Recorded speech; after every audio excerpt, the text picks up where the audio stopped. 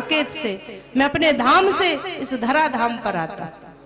किसी भक्त ने कृष्ण बना दिया, किसी ने राम बना दिया, और भगवान कौशल्या जी को देखिए, वो जगत नियंता जगदाधार को अपनी गोद में बालक के रूप में देखना चाहते, तो भगवान को बालक बन करके आना पड़ा।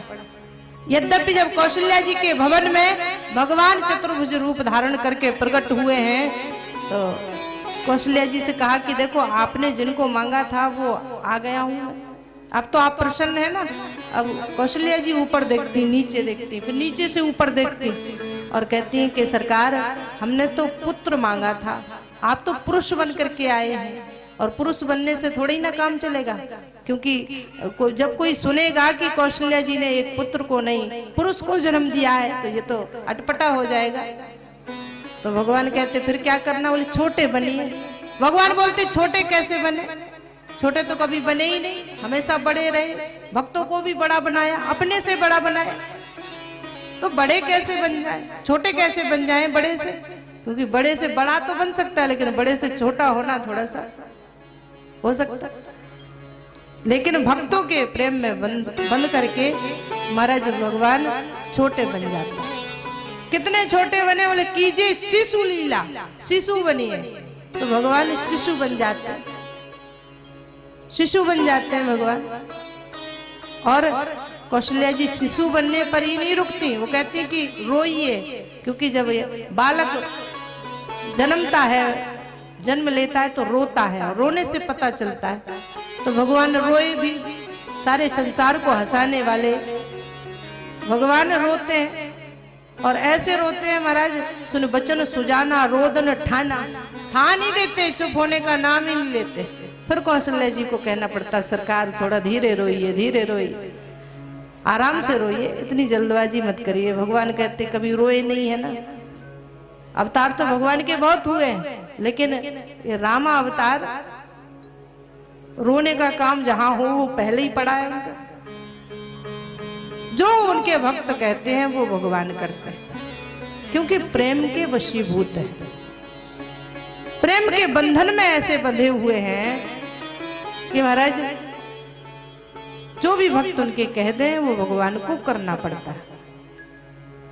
किसी भक्त ने कुछ कहा, किसी ने कुछ कहा, आज हम और आप जिन जिन भक्तों को याद करते हैं, जिन जिन भक्तों का नाम लेते हैं, वो सब प्रेम, उनके सबके चरित्रों में प्रेम का दर्शन है, प्रेम में बंधे हुए सरकार। रामचरितमानस में ही कितने पात्र हैं जिन्होंने भगवान को प्रेम से ही माना, क्योंकि भगवान मिलते ही प्रेम से है, और किसी वस्तु से और किसी साधन से। भगवान साधन साध्य नहीं है, भगवान कृपा साध्य है।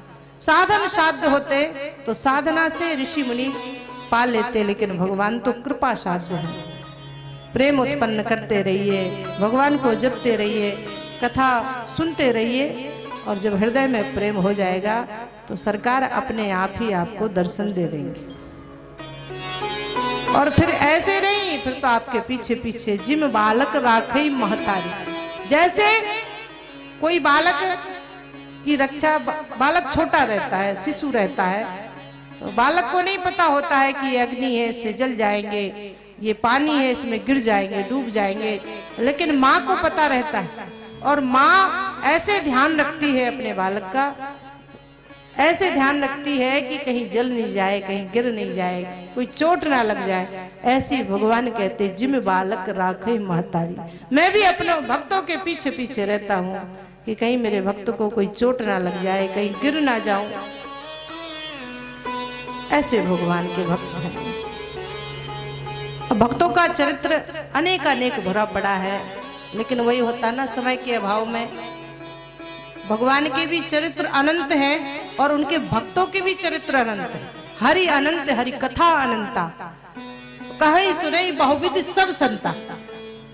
अनेक अनेक प्रकार से, अपने अपने प्रकार से संत महापुरुष कहते हैं उन चरित्रों को, लेकिन भगवान के और उनके भक्तों के पूरा भक्तमाल भरा पड़ा हुआ है। हमारे वृंदावन में भक्तमाल का बड़ा महात्म है, और उस भक्तमाल में भक्तों के ही चरित्र हैं।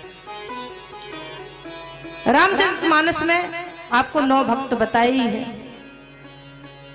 लेकिन हमें उन भक्तों के चरित्र से या भगवान के चरित्र से सीखना यही है कि हमें अपने जीवन में करना क्या है। सीख तो यही लेनी है भगवान के और भक्तों के चरित्र से कि अपने जीवन में हमें करना क्या है। एक त्रिलोकी नाम के बड़े सुंदर भक्त हुए हैं महाराज। इनका काम ही यही है, सदा सत्य बोलते, दीनों पर जो उनसे गरीब है उन पर दया करते, जो कुछ उनके पास रहता सब दे देते और भगवान का भजन करते। अब आसपास के लोग ये देख करके थोड़ा सा नाराज रहते, क्योंकि वो जाति के सोनी थे, सुनार। बड़ी दुकान थी, लेकिन उन्होंने धीरे धीरे करके सारी दुकान का जो सामान था वो सब गरीबों में बांट दिया। इतना तक कि महाराज दुकान में मन नहीं लगता, केवल माताओं के पहनने के लिए पैर के पायल या बिछिया वगैरह ही बनाते और ज्यादा कुछ नहीं बनाते, ताकि मां का भाव बना रहे। और ये सब देख करके लोग बाग जलने लगे। इंदौर में रहते थे, इंदौर का राजा, उसके लड़के का विवाह आया तो इंदौर के राजा ने बड़े बड़े सुनारों को बुलाया और कहा कि भाई जो होशियार कारीगर हो सोना ले जाए और सुंदर जेवर बना करके लाए। सब लोग त्रिलोकी से विरोध करते थे, द्वेष भावना रखते थे, इसलिए सब लोगों ने त्रिलोकी का नाम लिया। और जैसे ही त्रिलोकी का नाम लिया तो राजा ने त्रिलोकी को बुलाने के लिए कुछ सेवक भेज दिए। अब सेवक त्रिलोकी के घर पहुंचे और त्रिलोकी से कहा कि आपको महाराज ने बुलाया है। त्रिलोकी मन में सोचने लगे, कछु अपराध ना मैं कियो, ना कछु दिल में चाह, मोह बुलाओ है कहो कही कारण नरना। मैंने तो कोई अपराध भी नहीं किया और फिर मुझे राजा ने क्यों बुलाया। सेवकों ने कहा मुझे पता नहीं है, आपको चलना पड़ेगा, आप तो चल करके देख लीजिए कि क्यों बुलाया। त्रिलोकी दरबार में आए हैं। राजा ने 2 किलो सोना निकाला और त्रिलोकी के हाथ में रखा और कहा कि त्रिलोकी जी ये सोना है, इसके जेवर बनने हैं और हमारे पुत्र का विवाह है और हमारी वधू के लिए सुंदर से सुंदर जेवर आपको बना करके लाने हैं 1 महीने के अंदर। त्रिलोकी कहने लगे हाथ जोड़ करके कि सरकार में जेवर बनाना भूल गया, मुझे जेवर बनाना आता ही नहीं है, तो जेवर बना के कहां से लाऊंगा। राजा बोला नहीं, आपके लिए तो ये सारे लोग कह रहे हैं कि आप तो बहुत बढ़िया जेवर बनाते, आप होशियार कारीगर हैं, तो आप ही बनाइए।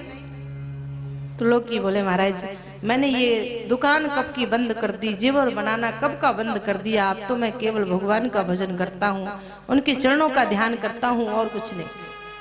हाँ, माताओं के चरणों के पैरों के पहनने के बिछिया और पायल जरूर बना देता हूँ, वो मैं आपको बना के दे दूंगा, पर और जेवर नहीं। लेकिन राजा ने कहा कि ये झूठ बोल रहे भाई, जब 4 लोग आपके लिए कह रहे हैं और फिर आप अकेले कहेंगे कि ये काम हमें नहीं आएगा, तो लोगों को तो झूठ ही लगेगा। राजा भी बोला कि ये झूठ बोल रहे हो। राजा ने कहा कि त्रिलोकी 1 महीने के अंदर जेवर बनना है, ले जाओ जेवर गढ़ो पावो तुम उपहार, और ना ही बना तो मिलेगी फांसी है तैयार। ये सोना ले जाओ और 1 महीने के अंदर जेवर बना करके लाओ, अगर जेवर नहीं मिला बना तो फांसी की सजा तैयार है। अब त्रिलोकी ने वो जेवर तो सोना तो ले लिया हाथ में, लेकिन मन में सोचने लगे कि क्या करें, जेवर तो बनाना आता नहीं। फिर सोचा वही है सोई जो राम रच रखा, जो भगवान ने हृदय में रच के रखा होगा वही होगा, चलो चल के देखते हैं। अपने घर में आए, पत्नी थी, पत्नी ने कहा कि आप तो कहते सोने में हाथ नहीं लगाऊंगा, दुकान बंद कर दी, सब दान कर दिया, फिर ये सोना और वो भी इतना सारा। त्रिलोकी जी कहने लगे सोना नहीं है ये, फिर ये समझ लो कि ये तो हमारी मृत्यु है। ऐसा क्यों बोल रहे? बोले राजा ने आदेश दिया है बहू रानी के लिए जेवर बनाना है और जेवर बनाना तो आता नहीं है। पत्नी कहने लगी फिर क्या करेंगे? तो जो ठाकुर जी करेंगे। 2-4 दिन वहां रहे, मन नहीं लगा तो पत्नी से कहा कि अब मैं जा रहा हूं। कहाँ? बोले जेवर बनवाने। 2 किलो सोना हाथ में लिया और चले जा रहे थे। रास्ते में देखा एक तीर्थ मिला, वहां पर संत महापुरुषों का भंडारा चल रहा था। बड़े बड़े संत आए हुए थे और 2 किलो सोना बेचा और उससे सामग्री खरीदी और संतों को भंडारा बना करके खिला दिया। और 1 महीने के कुछ दिन पहले लौट आए। अब राजा को खबर मिली कि त्रिलोकी आ गए। तो महाराज पत्नी भी पूछने लग गई कि आप सोना साथ में ले गए थे, वो कहाँ है? जेवर बन गया ना? तो त्रिलोकी कहते हाँ जेवर बन गया। तो फिर महाराज को दिखाया, ये खबर तो उन्हें मिल ही गई होगी, आपको तो देख ही लिया होगा सब लोगों ने, तो जेवर ले जाइए। तो त्रिलोकी कहते हैं कि दुख इस बात का है कि जेवर राजा को कैसे दिखाया जाए। क्यों? आप तो जेवर बनवाने गए थे, फिर लाए नहीं, और हाथ भी आपके खाली है, हाथ में भी जेवर लिए नहीं हो आप, तो जेवर सोना कहाँ गया, जेवर कहाँ गए? तो त्रिलोकी कहते हैं कंचन के टूक पड़े संतन के सांचन में, भाव भरी आंच में ग्रास बन गलन लगे, कथा की कफनिया कर धनिया सो कीर्तन के पूजड़ के भूषण तो बहुत भांति बनल लगे, ज्ञान माहे गड़े जड़े जोड़ों में सभी श्रृंगार, हार हरि नाम के सुहावने लगन लगे, लेकिन ड्रेस नैनन नरेश पर दिखावे कौन, भौन भुवनेश के प्रकाश तो करन लगे। ड्रेस तो बड़ी अच्छी बनी है, लेकिन वो जेवर दिखाए कौन? वो तो भगवान के यहाँ उसका हिसाब किताब है, क्योंकि कंचन के टूक पड़े संतन के सांचन में, संतों को भंडारा खिला दिया। अब पत्नी तो समझ गई, लेकिन पत्नी ने कहा कि राजा को क्या जवाब दोगे? तो बोले जा रहे हैं राजा को जवाब देने। अब राजा को क्या जवाब देना है? ठाकुर जी के पास गए हैं और ठाकुर जी के सामने खड़े हो गए और कहने लगे सरकार अब राजा को क्या जवाब देना ये आप जानते, ये हम नहीं जानते, हमारा जो काम था वो हमने कर दिया। अब यहाँ त्रिलोकी तो भगवान का भजन कर रहे हैं, उधर महाराज राजा की पूरी तैयारियां चल रही हैं। 1 दिन बचा है, 1 महीने में फांसी की सजा सुनाएगा राजा। भगवान को चिंता हुई, भगवान ने कहा कि अब ये तो यहाँ से जाने वाले नहीं है, अब हमें ही देखना पड़ेगा। भगवान ने त्रिलोकी का वेश बनाया, राजा के दरबार में माता जानकी का जेवर लेकर के पहुंच गए। माता जानकी का जेवर लेकर के गए। राजा को खबर मिली त्रिलोकी आए हैं। राजा ने कहा कि भाई दरबार में जेवर दिखाओ, कैसा जेवर बना है। और जैसे ही महाराज त्रिलोकी के वेश में भगवान माता जानकी के जेवर को लेकर के उपस्थित हुए हैं, लक्ष्मी के भूषण लिए लक्ष्मी पत निज हाथ, भेष त्रिलोकी को धरो भेष त्रिलोकी नाथ। राजा के सामने जैसे ही जेवर की पोटली खोली है और मान लो सबकी नजर एकटक हो गई, ऐसा जेवर तो कभी किसी ने देखा ही नहीं, और देखेगा कैसे, वो कोई साधारण जेवर नहीं था, श्री जी का जेवर था। ये देख करके महाराज राजा हाथ जोड़ करके खड़ा हो गया और राजा ने कहा कि त्रिलोकी आप तो कह रहे थे कि आपको जेवर बनाना नहीं आता, और इतना सुंदर जेवर मैंने जीवन में पहली बार देखा। भगवान कहने लगे हाँ ये बड़ी मुश्किल से बनता है, इसलिए तो मना कर रहा था। महाराज त्रिलोकी इतने में सामने आते हैं और जैसे ही त्रिलोकी को देखा तो भगवान तो वहां से चले गए, और राजा तो त्रिलोकी को देख करके गले लगाने को हुआ और कहने लगे कि वाह आपने तो आज भक्त त्रिलोकी मुझे गदगद कर दिया। ऐसा जेवर जब मैं अपनी बहू रानी को पहनाऊंगा तो सारा समाज सारा संसार देखेगा कि हाँ किसी राजा ने अपनी वर वधू के लिए इतना सुंदर जेवर बनाया। जब जैसी त्रिलोकी ने सुना तो त्रिलोकी समझ गए कि ये तो भगवान का ही काम है, क्योंकि इतना सुंदर जेवर तो वही बना सकते हैं। तो कहने का तात्पर्य ये है कि अगर हम भगवान के भरोसे हो जाते हैं, भगवान से प्रेम करते हैं, तो फिर हमें अपनी चिंता या जगत की चिंता नहीं होती है। भगवान अपने आप ही सारी चिंताओं को सारे दुखों को मुक्त कर देते हैं। इसलिए गोस्वामी जी कहते हैं राम ही केवल प्रेम प्यारा, भगवान को केवल और केवल प्रेम प्रिय है। तो इतना सरल परमात्मा आपको कहीं मिलेगा? केवल प्रेम से भगवान आपके हृदय में आ जाएंगे। आप जैसा कहेंगे वैसा भगवान करने के लिए तैयार हो जाएंगे। कौन कहता है भगवान खाते नहीं, हम यशोदा के जैसे खिलाते नहीं। कौन कहता है भगवान आते नहीं, हम मीरा के जैसे बुलाते नहीं। कौन कहता है भगवान सोते नहीं, हम यशोदा के जैसे सुलाते नहीं। भगवान तो सब कुछ करने को तैयार हैं, लेकिन हमें वो हृदय बनाना होगा, वो प्रेम उत्पन्न करना होगा जो भगवान चाहते हैं। आप इन सब के जीवन में देखिए, जहां जहां भी भगवान आए हैं, जिस जिसके यहाँ आए हैं, सबके महाराज प्रेम से भरपूर हृदय भरे हुए हैं। तो हमारे लिए ये कोई बड़ी बात नहीं है कि हमारे हृदय में प्रेम ना हो। एक बार अकबर और बीरबल का दरबार लगा हुआ था। अकबर ने पूछा बीरबल से कि बीरबल, आप कहते हो कि भगवान जो जगत का ईश्वर है, सारे जगत को बनाने वाला है, जगत की सृष्टि करने वाला है, वो भगवान अपने भक्तों के लिए कभी कोई रूप धारण कर लेता, कभी कोई रूप धारण कर लेता। तो एक बात बताओ, उसको ऐसे रूप धारण करने की क्या आवश्यकता है? वो तो वहीं बैठ करके पल में छिन में वो कार्य कर सकता है। उसको दुख हो, उसके भक्तों को दुख हो तो वहीं से दुख को हट सकता है। फिर वहां ये धराधाम पर आने की क्या जरूरत है? उसको ये भेष बदलने की क्या जरूरत है? तो बीरबल ने बहुत समझाया, लेकिन अकबर की समझ में नहीं आया।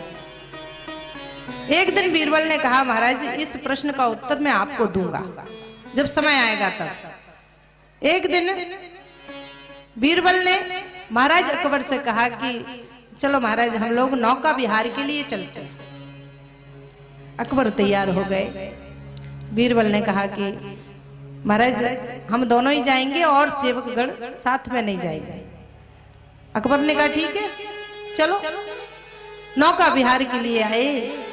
बीरबल ने एक दासी को धीरे से बुलाया और दासी से पहले ही कह दिया कि देखो, जब हम और अकबर महाराज नौका विहार के लिए जाए तो वहां पर आपको आना है, और ऐसे ही नहीं, जैसे हमारे राजकुमार हैं इन्हीं की तरह एक पुतला बना करके लाना है। दासी ने कहा ठीक है, क्योंकि बीरबल के गुणों को दासी जानती थी और उनके विवेक को भी समझती थी, इसलिए उसने हाँ कर दिया। इधर महाराज बीरबल अकबर को लेकर के नौका विहार करने के लिए आए। नौका में बैठ गए हैं और दासी आई। आधी सी नदी पार कर गए। दासी ने इशारा किया, महाराज ये आपके पास आना चाहते हैं राजकुमार। अकबर ने कहा बीरबल से, बीरबल थोड़ा साइड में लो, अपने राजकुमार को भी ले लेते हैं, क्यों ना इसको भी ये सैर करा देंगे, नौका विहार करा देंगे। बीरबल ने कहा ठीक है महाराज। अब नाव को किनारे पर ले गए। अब दासी ने पुतला तो दिया महाराज अकबर की गोद में, लेकिन वो गोद में ले नहीं पाए, उसके पहले उसने नदी में गिरा दिया। और जैसे ही वो पुतला नदी में गिरा तो अकबर तो घबरा गए, और ना तो मंत्री बीरबल से कहा ना और सेवक गणों से किसी से कुछ नहीं कहा, सीधा उस नदी में कूद गए। और नदी में कूद करके जैसे तैसे ढूंढ करके और जैसी बाहर निकले तो देखा वो पुतला। अब तो दासी की ओर और बीरबल की ओर क्रोध भरी दृष्टि में कहते हैं कि ये पुतला कहाँ से आया, ये क्या है सब? बीरबल कहने लगे महाराज ये आपके प्रश्न का उत्तर है। तो मेरे प्रश्न का उत्तर कैसे हुआ है? जैसे आपने कहा था ना कि इतना बड़ा भगवान है, सारे विश्व को बनाने वाला है, जिसकी इच्छा मात्र से सारा संसार बन जाए, बिगड़ जाए, भृगुटी विलास सृष्टि लय होई, और वो भगवान इस धराधाम पर क्यों आता है? और इस धराधाम पर आता भी है तो फिर अनेक अनेक रूप क्यों बनाता है? तो आप बताइए कि आपने देखा कि आपका पुत्र नदी में गिरा, तो आप मुझसे कह सकते थे कि भाई हमारा पुत्र नदी में गिर गया, इसको जल्दी से निकालो, ढूंढो। लेकिन आपने किसी से कुछ नहीं कहा, आप स्वयं ही नदी में कूद गए। अकबर ने कहा कि बीरबल, जिस समय मैंने देखा कि मेरा पुत्र इस नदी में डूब रहा है, पता नहीं वो मरेगा बचेगा, मुझे उस वक्त केवल अपना पुत्र दिखाई दिया और कुछ दिखाई नहीं दिया। इसलिए मैं किसी से ना तो कुछ कह पाया ना सुन पाया, मैं सीधा ही नदी में कूद गया। बीरबल बोले, महाराज इसी तरह जब भक्त उनका भगवान का, जब भक्त भगवान को आवाज लगाता है तो भगवान ना तो किसी मित्र से कह पाते हैं ना ही किसी सेवक से कह पाते हैं, भगवान को सिर्फ अपने भक्त दिखाई देते हैं। और भक्त जिस स्थिति में होते हैं भगवान उसी हिसाब से उसी रूप में प्रकट हो जाते हैं, यानी ये भवसागर में कूद जाते हैं और अपने भक्तों को बचा लेते हैं। तो ये है भगवान का और भक्त का नाता। इसलिए गोस्वामी जी कहते हैं, राम ही केवल प्रेम प्यारा, राम जी को केवल प्रेम प्रिय है। तो इतना सरल इतना सहज साधन आपको नहीं मिलेगा। आप लोग कोशिश करिए, कोई ना कोई नियम हमारे जीवन में होना चाहिए, तभी हमारे हृदय में प्रेम आ पाएगा। नेम बढ़ावत प्रेम को, प्रेम बढ़ावत नेम, और जिनके नेम न प्रेम है तिन कहा कुशल न छे। नियम बनाइए, कोई ना कोई नियम हमारे जीवन में होना चाहिए। अब आप कहेंगे कि कौन सा नियम बनाए, समय नहीं मिल पाता। बहुत लोग ये शिकायत करते हैं ना, समय नहीं मिल पाता, मन नहीं लगता। आपको ज्यादा कुछ करने की जरूरत नहीं है। एक छोटी सी बात आपको बता दें, एक सज्जन थे, उन्होंने भागवत में सुना, कथा में सुना कि कोई ना कोई नियम होना चाहिए। सज्जन ने कहा, ज्यादा तो हम कुछ कर नहीं सकते हैं, नौकरी वाले आदमी हैं, पर हाँ पड़ोसी को जय सिया राम बोल दिया करेंगे और इससे काम हो जाए तो सही है, और नहीं हो तो ठाकुर जी की इच्छा। लेकिन भगवान के नाम में भी वो शक्ति है। कहो कहाँ लगे नाम बढ़ाई, राम न सके नाम गुड़ गाई। पड़ोसी को जय सिया राम बोल देते। एक दिन की बात, उन्हें जल्दी ऑफिस जाना था, पड़ोसी के घर गए, देख करके जय सिया राम बोलेंगे, लेकिन पड़ोसी तो थे नहीं, वो खेत पर निकल गए। किसान थे, खेती का काम करते थे। पत्नी से पूछा कि भैया जी कहाँ गए? बोले वो अभी अभी खेत पर निकल गए। अरे बोले तब तो नियम छूट जाएगा, और नियम छोड़ना नहीं है, नियम तो नियम है। खेत पर पहुंचे और उधर जो किसान थे जिनको जय सिया राम ये सज्जन बोलते थे, वो मिट्टी खोद रहे थे। मिट्टी खोदते खोदते उन्हें एक जेवरों से भरा हुआ घड़ा मिला, और वो घड़ा ढकने में लगे थे। इतने में इन्होंने कहा कि अरे भैया हमने देख लिया, जय सिया राम, हमारा नियम पूरा हो गया। अब उन्होंने सोचा कि इन्होंने ये घड़ा देखा, बोले कि अरे बात तो सुनो। बोले नहीं नहीं, देख लिया हमने, जय सिया राम, जा रहे हैं अब जल्दी। अरे बोले बात तो सुनो, लेकिन उन्हें तो जल्दी थी, वो पीछे बात तो सुनो बात तो सुनो करते हुए आ रहे थे, लेकिन वो तब तक निकल गए। घर पे आए, भैया जी निकल गए। बोले हाँ वो तो तभी निकल गए थे, वो आए तो उनसे कह देना कि देखो किसी से कहे नहीं, आधा आधा कर लेंगे, जो भी मिला उसमें आधा आधा कर लेंगे। पत्नी को तो कुछ पता नहीं था। शाम को आए तो महाराज जैसे ही आए तो उन्होंने उनके खुद के घर में नहीं जाने दिया, हाथ पकड़ के अपने घर ले आए। भैया आपने जो सुबह देखा था ना, उसमें से आप आधा कर लीजिए, नहीं तो आप पूरा रख लीजिए, पर किसी को बोलना मत। वो सज्जन कहने लगे क्या रख लीजिए, क्या आधा आधा कर लीजिए, हमारी तो कुछ समझ में नहीं आया। बोले वही जो आपने देखा था। मैंने क्या देखा था? घड़ा नहीं देखा आपने? जेवरों से सोने से भरा हुआ घड़ा मिला था, मैं ढक रहा था। बोले नहीं भैया मैंने घड़ा नहीं देखा, मैंने तो आपको देखा, और आपको देखने का मतलब मेरा एक नियम था जय सिया राम बोलना, तो आपको देख करके मैंने जय सिया राम बोला। कोई बात नहीं भैया, फिर भी आप रख लीजिए, पर किसी को बोलिए मत। ये देख करके, ये सुन करके महाराज उनकी आंखों में आंसू आ गए, और बोले कि जब ये छोटा सा नियम बनाने से, जय सिया राम बोलने से, और महाराज सोने का घड़ा मिल जाता है, केवल एक बार बोलते सवेरे सवेरे पड़ोसी को, और अगर 1 घंटे बोल लेंगे तो भगवान मिल जाएगा। उसी दिन से उन्होंने सब छोड़ दिया, भगवान के भजन में बैठे। ये भगवान के नाम का महत्व है। तो नियम होना चाहिए, कोई ना कोई आप लोग नियम बनाइए, जो भी आपको सुगम लगे, जो भी सरल लगे। ये नहीं है कि नहीं मैं कह दूं आपको 1 घंटे बैठना है, भजन करना, नहीं। आपका जितना मन लगे उतनी देर भगवान का भजन करिए, लेकिन करिए मन से, प्रेम से। ये नहीं है कि लोग शिकायत करते जब भी पूजा करने बैठो, भजन करने बैठो तो दुकान का हिसाब किताब याद आता है, ऑफिस का काम याद आता है। तो ये सब याद नहीं आने चाहिए। मन से, प्रेम से मन एकाग्र करके भगवान के नाम का स्मरण करिए, नियम बनाइए, जो भी नियम आपसे बन जाए, भगवान का नाम लेने का, भगवान के रूप को याद करने का, भगवान की लीला को देखने का, भगवान के धाम में जाने का। नेम बढ़ावत प्रेम को, नियम अगर आपके हृदय में बन जाएगा, आप नियम करेंगे तो धीरे धीरे प्रेम भी उत्पन्न होने लगेगा। और जब प्रेम उत्पन्न हो जाएगा तो भगवान मिल जाएंगे, क्योंकि राम ही केवल प्रेम प्यार, राम जी को केवल प्रेम प्रिय है। तो आप लोग नियम बनाना, ज्यादा नहीं, 5 मिनट 10 मिनट भगवान से, भगवान के ध्यान में मन को लगा लीजिए, ज्यादा नहीं। और जो भी भगवान आपको अच्छे लगे, ये नहीं है कि आप राम जी को माने श्याम जी को ना माने, या श्याम जी को माने राम जी को ना माने। प्रधानता एक की होनी चाहिए, मानना सबको चाहिए। एक साधे सब सदे, सब साधे सब जाए।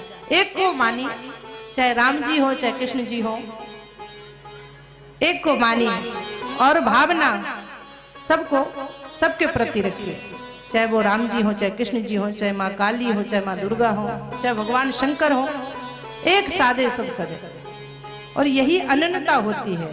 जब एक साधे सब सद गया तो महाराज सब कल्याण हो गया, और सब साधे सब जाए, सबके चक्कर में सब चला जाता है। इसलिए एक भगवान पर भरोसा रखिए, एक भगवान को मानिए और मन से प्रेम से मानिए, जपते रहिए, निरंतर जपते रहेंगे तो किसी ना किसी दिन भगवान हम और आप पर कृपा करेंगे। और जब भगवान कृपा कर देंगे तो फिर ये दुख दरिद्र ये सब व्यापेंगे ही नहीं। और हमारे वृंदावन में तो महाराज भगवान का भजन और भगवान का नाम, वहां तो आप जाएंगे ना तो रिक्शा वाला भी आपसे आपका नाम लेकर के या और कुछ बोल करके नहीं बुलाएगा, राधे राधे से बुलाएगा। वहां तो जो देखो राधे राधे, रिक्शा वाला भी बोलेगा राधे राधे। वहां तो राधे राधे ही प्रसिद्ध है महाराज। राधा रानी की बड़ी कृपा है वृंदावन में। आइए आपको एक बार वृंदावन की भी झांकी दिखा दे। इतनी दूर से आए हैं, अयोध्या की झांकी तो आप देख रहे हैं, और वैसे लीला का दर्शन आप लोग कर ही रहे हैं, लेकिन एक बार वृंदावन में भी देखिए कैसा है हमारा वृंदावन। और एक शर्त है मेरी, आप सबको बोलना पड़ेगा, केवल हम ही नहीं बोलेंगे। आप सब लोग सामने हाथ करिए, जितने हमारे पक्ष में हो, जिनको भगवान की कथा अच्छी लगती हो, जो भगवान से प्रेम करते हो, वो सब लोग हाथ सामने करिए। हमारे भैया लोग भी, ये नहीं कि माताएं हमारे पक्ष में तो आप रह जाएं।